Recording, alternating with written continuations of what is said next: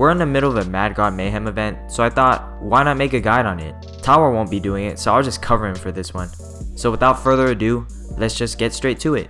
As you enter this dungeon, you'll see an orc statue room with a portal. This is really similar to a SEM, since these dungeons both have portals to enter to get to the next level of the dungeon. There are a total of 5 rooms. The first room is the starting room you're in right now. Now as you go on to the other rooms and further, you'll have to face through a variety of bosses. In the second, third, and fourth room, you'll have a random chance in facing one of the 2 bosses in each specific level. In the second room, you can either get the Permafrost Lord during the summertime, who the f made that, or the shit that you took the other day. In the third room, you can either get the steroided Lab Bunny or the Fame Bot. In the fourth room, you can either get the Encore or the Beekeeper. And in the 5th and final room, you'll have to face the Dickeract. Now I would teach you guys each step to defeat all these bosses, but this ain't no Bakiri Box 12 video, this is 13. So I'm gonna be teaching you guys how to leech until the final boss. But Chovin, if I skip out on all these bosses, I'll be missing out on the juicy whites. Well, little Jimmy, let me tell you something. The whites in these bosses drop way too frequently, they're all vanity, they have no feed power, and they take up too much vault space. You don't want this shit, okay? Except you, Cortana, I love you. Oh, wait, I'm still getting too much of you. Get the fuck out of my inventory. The only boss that drops good whites is the Dickeract, so that's why I'm teaching you how to properly leech this dungeon. Now through my countless hours of research and failed attempts, I have found the formula for the easiest and safest way to leech the Mad God Mayhem.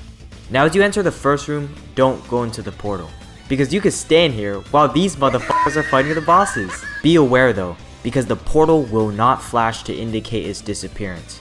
Based on my failed attempts, the portal will disappear within 30 to 40 seconds. So the safest bet will be to go at 25 seconds in. Oh look, no boss fight.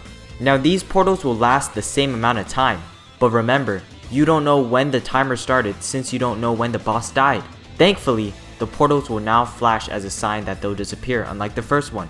So based on my research, my advice would be to go in after 2 seconds, since you do not know if the game has that lag, or if you don't know the distance or the miles per hour it takes for you to reach the portal.